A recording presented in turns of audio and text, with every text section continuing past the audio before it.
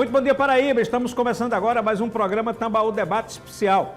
Neste sábado, nós vamos trazer aqui um tema para discussão, trazer para o debate um tema que é, vamos dizer assim, um problema da sociedade contemporânea, um problema da modernidade, um novo problema. Nós já tivemos vários problemas aí, mas esse é novo. Uma pesquisa da semana passada, divulgada nacionalmente nos principais órgãos de comunicação, dava notícia, essa pesquisa, de um problema que é seríssimo, gravíssimo, que é o vício em jogos digitais. Você já tem uma série de outros problemas da sociedade, mas tem também os problemas que agora vêm do digital, da internet, né? Desse equipamento, desse instrumento novo aí de comunicação da sociedade. Então, o vício em jogo digital atinge uma grande parcela da população. Já tivemos jogos aí que levam as pessoas ao suicídio, que é muito grave. E esse, segundo a pesquisa, atinge aí um outro suicídio, que é o suicídio cultural, técnico, que é o problema, atinge a educação que é muito grave. Segundo essa pesquisa, 35% dos jovens, uma categoria que antes usavam o dinheiro, por exemplo, para financiar o curso superior, pessoas que não conseguem acessar os cursos públicos, e aí há em torno de 3 milhões de pessoas no Brasil, mas atingia 35% desses 3 milhões. Estava atingindo agora jovens que estavam deixando de pagar o curso superior, a formação superior, para poder investir em jogos digitais. O problema é seríssimo e nós vamos discutir esse problema hoje com o psicólogo Alisson Pontes, que já esteve aqui para discutir também outro problema da modernidade, mas agora nós vamos tratar desse assunto. Alisson, seja bem-vindo, boa tarde para você. Bom dia para você. Bom dia, Josival, bom dia também a você que nos acompanha. É uma grande alegria estar mais uma vez aqui para tratar de um tema tão necessário, né? Tão atual como você falou. Esse problema é um problema, eu estou falando de problema novo, mas é um novo problema o vício em jogos digitais? Não é um problema tão recente, vamos assim dizer, né? Mas há um fenômeno que é mais recente, que é quando há uma dependência especialmente vinculada a apostas, né? Isso, sem dúvidas, é algo que está em alta, né, em virtude de uma grande, massiva divulgação, especialmente aí das bets, né? E, infelizmente, isso tem trazido diversas consequências, como o aumento significativo no número de pessoas que têm desenvolvido esse transtorno, né? Conhecido popularmente como ludopatia, mas nos manuais diagnósticos nós vamos compreender como transtorno do jogo, e é, sem dúvidas, um problema de saúde pública hoje. Esse do digital, ele é tão grave quanto qualquer outro vício do passado, cigarro, bebê, jogos de cartas que eram lá no passado. Mas esse, por exemplo, o de carta antigamente atingia poucas pessoas, mas esse do digital é ruim porque atinge uma multidão, né? Olha, sem dúvidas, Josival, é muito interessante porque muitas vezes as pessoas levam, é uma simples brincadeira, eu vou me divertir, mas há um fio muito tênue entre aquilo que divido, que é uma mera diversão em grupo ou com os amigos, e aquilo que caminha a passos largos para um processo de adoecimento. Então, sem dúvida, a gente começa a perceber que há uma romantização, uma glamorização, né, desse tipo de atividade. Então, nós temos famosos fazendo propagandas, pessoas muito bem-sucedidas, e muitas vezes nessas plataformas montam uma série de estratégias de marketing extremamente agressivas para poder atrair a juventude. Então, os sites muitas vezes são com luzes, né, com imagens chamativas, com efeitos sonoros, muitas vezes dá ali uma certa cortesia para você entrar, mas tudo isso são estratégias para prender você à plataforma, né? Onde é que a gente pode dizer, por exemplo, que virou vício? Quando eu digo vício aqui, você diz que começa pensando que é uma brincadeira, ou continua pensando que é um divertimento e tal. Mas onde é que aí pode-se dizer assim, virou vício, virou adoecimento, virou uma doença? Onde é que eu posso dizer isso? Importante mais essa pergunta, Josival. Olha só, existem critérios diagnósticos já estabelecidos nos manuais e a gente poderia citar alguns, por exemplo, né? Então vamos lá. Quando a pessoa tenta parar e ela não consegue. Então muitas vezes ela está apostando e ela diz, não, semana que vem eu paro e essa semana que vem nunca chega. Quando, por exemplo, ela passa um tempo sem apostar, isso gera uma alteração de humor, especialmente causando uma maior irritabilidade. quando, por exemplo, ela começa a apostar um valor que aparentemente é insignificante, é um valor baixo, e de repente ela começa a aumentar o investimento que ela faz, né? Muitas vezes, Josualdo, com aquela ilusão de que eu vou aqui ganhar dinheiro rápido e fácil, né? Então é uma ilusão isso, porque a gente começa a perceber que as pesquisas têm apontado justamente o contrário, né? Os gestores, os donos dessas empresas têm enricado de forma exponencial, enquanto a gente tem visto o número crescente de pessoas empobrecendo. E é muito curioso porque a gente vê até pessoas de baixa renda, pessoas, por exemplo, que dependem de subsídios do governo, como Bolsa Família, investindo esse recurso que era para a sua sobrevivência, muitas vezes ali nessas casas de apostas. Nesse caso que o senhor está falando aí de investimentos, às vezes quantia baixas e tal, eu discuti, trouxe a pesquisa, inclusive, fiz um comentário no Trocando em Miúdos, que é o meu comentário de manhã no Tambaú da Gente, Manhã Gente, e eu lembro de um número lá, ou de dois números que eu vou trazer aqui. Um número era, jovens das camadas mais populares, camadas pobres, jovens pobres, investiam até 421 reais, a média era, por mês, 421 reais nas bets, nos jogos bets.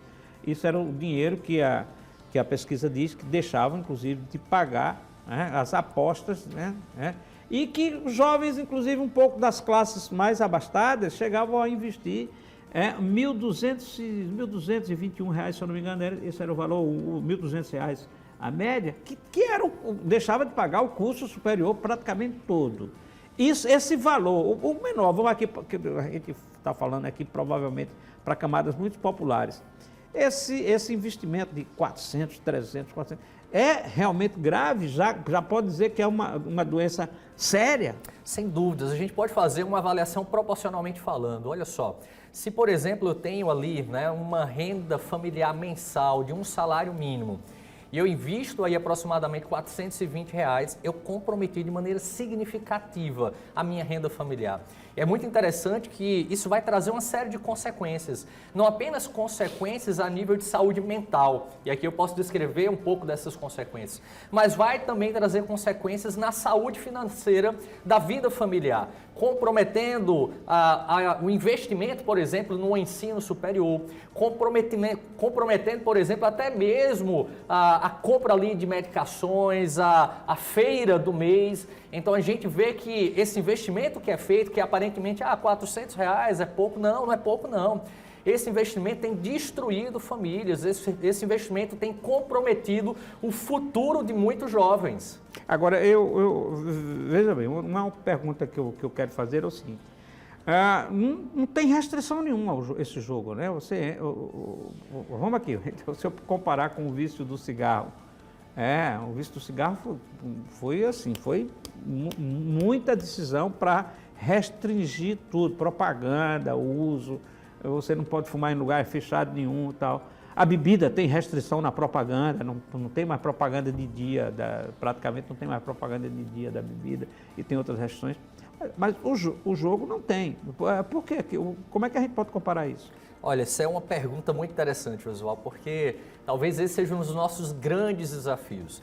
É compreender esse movimento, né, que tem sido fomentado, não apenas como uma diversão, mas acima de tudo, ressaltar o quanto isso tem favorecido processos de adoecimento, o quanto tem gerado dependências, que tem trazido prejuízos, não apenas a nível pessoal e familiar, mas a nível econômico também. Nós temos, por exemplo, uma pesquisa que aponta que uma pessoa que tem dependência em jogo, ele causa um prejuízo para a sua empresa, quando ele é funcionário CLT, de R$ 1.200 por mês. Isso em detrimento de perda de produtividade, de afastamento, né, laboral. Ele causa um prejuízo também no Sistema Único de Saúde. Para você ter uma ideia, entre 2023 e 2024, a gente teve um aumento significativo no número de pessoas que apresentam transtorno do jogo, que têm procurado ajuda no Serviço Público de Saúde. Então isso causa, por exemplo, um gasto público também para atender esse tipo de demanda. Então acho que a gente precisa repensar as políticas públicas que, por exemplo, estão sendo adotadas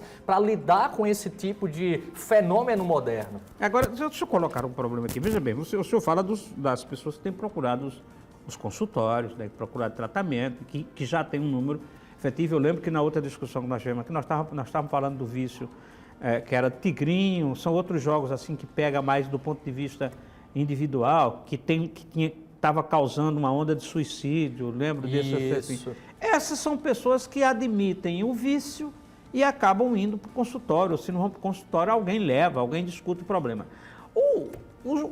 Esse vício em betes, que é mais amplo, que atinge, por exemplo, no caso da juventude, 35% da juventude que poderia pagar, parece assim, ninguém admite ser um vício, é isso? Esse não vai para o consultório, esse não é mais grave? Olha, é muito difícil, Josval. Tem aquele velho ditado, né? Olha, quem é viciado nunca reconhece que é.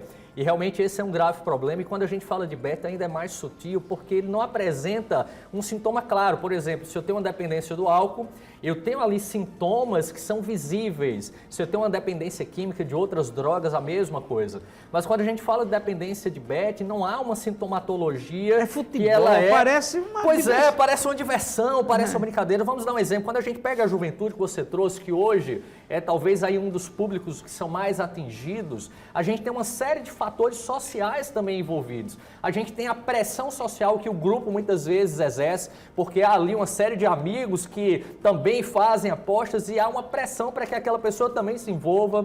A gente tem, por exemplo, também, né, questões dessa glamorização, né, da apostas. Olha, eu quero enricar, eu quero poder ser rico, eu quero levar uma boa condição de vida, mas não se mostra aquilo que é a realidade, que as pessoas estão empobrecendo mais, que as pessoas estão cada vez mais deixando de investir no seu futuro, de investir na sua família e gastando ali esse recurso muitas vezes em uma dependência que tem adoecido, tem causado problemas familiares, destruído casamentos. Para você ter uma ideia, Josival, o índice de divórcio em pessoas que apresentam transtorno de jogo é 2,5% maior do que na população geral. Então, aumenta o índice de divórcio, isso traz prejuízos nas relações familiares, isso traz prejuízos também na relação profissional, na sua atividade laboral. Muitas empresas têm fechado em detrimento dos seus gestores estarem investindo recursos em casas de aposta. E, vamos dar um exemplo de um caso recente, uma senhora que assassinou a sua nora porque ela era dependente de jogos, né, para poder ficar com os recursos da nora.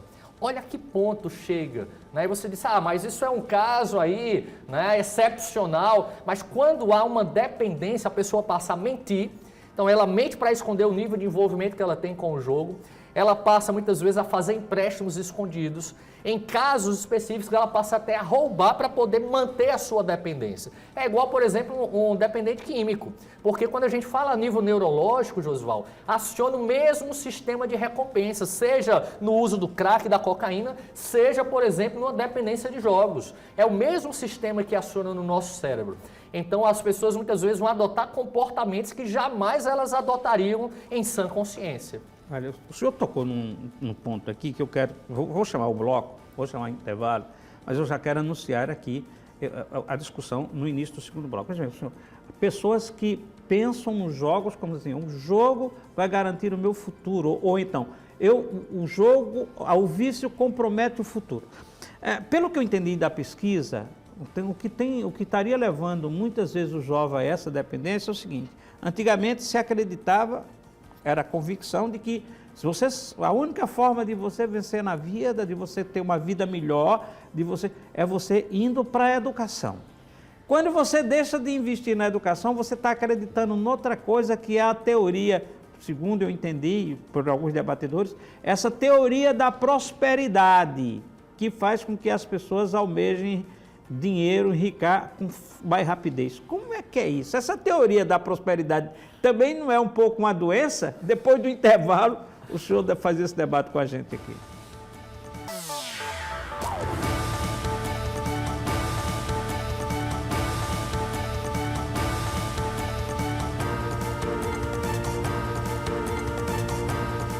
Programa Tambaú Debate Especial, voltando aqui para o segundo bloco. Hoje nós estamos discutindo um tema que é muito polêmico, muito interessante, que é a história do vício em jogos digitais, vício em betes, jogos de betes que tem atingido a juventude de uma forma tão forte, prejudicando inclusive a educação. Eu estou falando desde o início em pesquisas, vou pedir permissão aqui Dr. Alisson, para poder trazer uns números para as pessoas entenderem a dimensão desse assunto. Essa pesquisa foi feita pela Associação Brasileira de Mantenedores do Ensino Superior. Olha os números. 33,8% dos apostadores afirmam que as apostas atrapalham o início da graduação do ensino superior. São jovens, atrapalham o início, atrapalham entrar no curso. 34,4% precisarão parar de apostar para ingressar num curso, se quiser apostar. 14% dos que já estudam atrasaram mensalidades ou trocaram de curso por conta das apostas. Esse número que eu estou dizendo, 34, aí atinge 986.779 estudantes.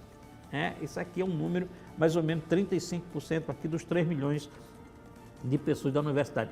Os homens são mais viciados, 85% homens, 85% trabalham, então tem algum dinheirinho para jogar, 72% são jovens, mas já têm filhos, a maioria entre 26 e 35 anos. Olha a frequência, metade aposta até 3 vezes por semana, o que leva aí um bom dinheirinho, tá certo? Aquilo que eu falei, entre 350 e 420 reais por mês. E outro, impactos na vida, 28% deixaram de sair com amigos, 24% abandonaram atividades físicas, 21% deixaram de fazer cursos por conta, então, do vício. Números graves, né, professor? Gravíssimo. Com certeza, né? Você falava sobre essa ideia da teoria da prosperidade. Porque eu vi na pesquisa que o jovem diz assim, antigamente era, ou estuda ou não vai ser nada, né? Eu tinha na cabeça, mas agora assim, eu estou apostando aqui que não precisa estudar. Então é a teoria da prosperidade rápida. Pois é, a gente vê como um fenômeno, Josual, moderno esse também. As pessoas estão cada vez mais sedentas em ter. E quanto mais elas têm, mais elas querem ter, né? Então, quando a gente olha para as bets, talvez seja uma grande representação desse fenômeno. Há um termo que a gente se utiliza na psicologia chamado autorrealização. E eu gostaria de trazer uma breve reflexão a partir de um teórico chamado Viktor Frankl. O Frankl vai dizer assim, olha, quanto mais eu faço do prazer, da satisfação, da felicidade uma meta, mais eu erro esse alvo. Então ele vai dizer o seguinte, olha, na verdade, no lugar de eu buscar uma satisfação rápida, como é o caso dessas apostas, eu vou ter um prazer ali momentâneo, extraordinário, eu devo buscar um sentido para a minha vida, razões que me façam ser feliz. E quando a gente pega esse fenômeno, né, dessa teoria da prosperidade, talvez é um reflexo disso. As pessoas estão querendo enricar, ganhar dinheiro de maneira rápida e fácil, mas a vida não funciona dessa forma, né? E quando a gente olha para o contexto da educação, sem dúvidas, a educação transforma uma nação. A educação ela pode mudar a história de uma pessoa, né? Então a gente precisa resgatar o valor da educação, a gente precisa trazer uma campanha de conscientização, mostrando não apenas, né, esse glamour que as propagandas apresentam para você, mas acima de tudo mostrando também os malefícios que essa dependência traz, mostrando todos os males ali, as consequências nefastas que tem trazido para a nossa sociedade. Essa história da teoria da prosperidade, eu tenho lido muito sobre isso e acho uma contradição enorme, porque tem levado, por exemplo, segundo os estudiosos, a mais pessoas acharem que abandonar o trabalho formal, trabalho de carteira assinada, o contrato formal de trabalho, para investir no seu próprio negócio. Eu ser patrão, acho uma ideia, e isso está dominando, não é o Brasil, dominando o mundo. Mas aí eu acho uma contradição enorme, porque isso não impede, por exemplo, de você se formar, você ter educação, você ser um técnico, um bom técnico. Aliás, acho uma exigência normal. Se você tiver um curso superior, se você for um bom técnico, tiver uma boa sacada, bons conhecimentos, você vai poder ter um melhor negócio. Então não impede você de estudar. É a mesma coisa do vício em jogo, minha gente. Se você não estudar, uma coisa. Eu não sei se estou fazendo um questionamento muito errado, mas me parece que tem um erro, uma cegueira nessa história. É coerente demais o seu comentário, Josual, porque há essa ilusão, né, de que, olha, agora eu já me achei, eu não preciso de mais nada, né, vou ganhar aqui o meu dinheiro de maneira muito rápida e fácil. Se eu estou com dinheiro no bolso, não preciso mais estudar. Pois é, perfeito, justamente, mas isso é uma ilusão, porque independente da área de atuação que nós estivermos, nós precisamos estudar, seja por meio de um curso superior, seja por meio de formações, de capacitações, de leituras. Nós precisamos resgatar no nosso país o valor da educação. A educação, ela realmente tem um impacto muito significativo na nossa história de vida e naquilo que nós desempenhamos enquanto atividade. Então é realmente uma ilusão essa ideia de que agora eu não preciso mais estudar, não preciso mais investir, porque eu estou ganhando aqui esse recurso. Às vezes até tem um retorno ali rápido, porém é momentâneo muitas vezes. A maior parte das pessoas tem perdido dinheiro por meio dessas apostas. Nós estamos falando aqui, eu já estou partindo aqui para uma outra história, solução para o problema. O problema é coletivo. Um pouquinho mais a gente vai dizer que é um fenômeno de massa, um problema de massa. Ou, não sei se já podemos até dizer, isso aqui está... Só a juventude são quase 1 milhão de pessoas no Brasil. Para um problema dessa amplitude, coletivo, qual é o remédio que se tem? Não é levar todo mundo... Como é que você vai botar uma quantidade enorme dessa dentro do consultório? Não leva, não consegue levar. Tem solução? Tem remédio para isso? É uma pergunta difícil, né? Tem solução? Eu queria pensar sobre 2 perspectivas, Josival. A primeira no nível micro, que é no contexto familiar. A família precisa resgatar a capacidade, especialmente os cuidadores, os pais, de perceberem os seus filhos, né? Então, a capacidade de resgatar realmente essa capacidade de estar atento, de perceber mudanças de comportamento, de avaliar se há ali, por exemplo, algum prejuízo financeiro. Então isso nos ajuda muito, né? Esse cuidado familiar, seja entre o cônjuge, seja entre pais e filhos, mas a gente não resolve esse problema apenas numa perspectiva micro. A gente tem que pensar também em políticas públicas. Vamos dar um exemplo. Eu fui pesquisar um pouco em outros países se existem políticas públicas eficazes que ali previnam, né, esse tipo de transtorno. Existem países, por exemplo, o Reino Unido tem desenvolvido algumas políticas públicas muito interessantes, como, por exemplo, a autoexclusão. Então, há uma lei que, se você exclui o seu perfil, você não pode mais, durante um período, reativar aquele perfil. Isso é um mecanismo de defesa. Há, por exemplo, leis que limitam o valor de apostas, né, e o tempo que você passa ali apostando. Então, são medidas públicas para diminuir o índice de pessoas que têm sofrido. Então, o governo precisa entrar nessa história. Sem dúvida. Se nós não tivermos uma atuação governamental, nós jamais conseguiremos vencer essa batalha, Josival. Dentro dessa história que a gente está discutindo, lá no Congresso está se discutindo, no Senado, acho que já está no Senado, já passou até pela Câmara, a história da legalização do cassino no Brasil. Podemos já antever um outro problema? Sem dúvidas, né? Quanto mais nós facilitamos esse tipo de atividade, maiores serão também os nossos problemas. Então, não falo nem numa perspectiva, né, de lavagem de dinheiro, mas eu falo numa perspectiva de saúde mental. Né? Quanto mais facilidade, qual é o grande problema das bets? É porque há uma facilidade enorme. Em qualquer lugar que eu estiver que tenha internet, eu posso acessar 24 horas por dia. E a gente começa a ver que os transtornos de jogos também, especialmente não só jogos de aposta, mas jogos de azar, eles trazem grandes prejuízos, Josué. Então, quando o governo, por uma questão econômica de ganhos de impostos, ele abre as portas para esse tipo de atividade, é um ganho ilusório, porque ele ganha de um lado imposto, mas ele vai gastar muito em tratamento dessas pessoas que adoecem. Né? Então, aparentemente é um ganho, mas quando você coloca na ponta do lápis ali, não vale a pena, porque além do custo que você vai ter para atender esse tipo de demanda, você tem prejuízos na mão de obra, você tem prejuízos, sabe, em famílias destruídas, em pessoas que morrem em virtude disso. É onde a gente precisa compreender que precisa-se haver a construção de políticas públicas. Por exemplo, o que é algo que eu tenho defendido é que esses impostos das bets, boa parte desse imposto seja destinado para campanha publicitária, de conscientização da população, para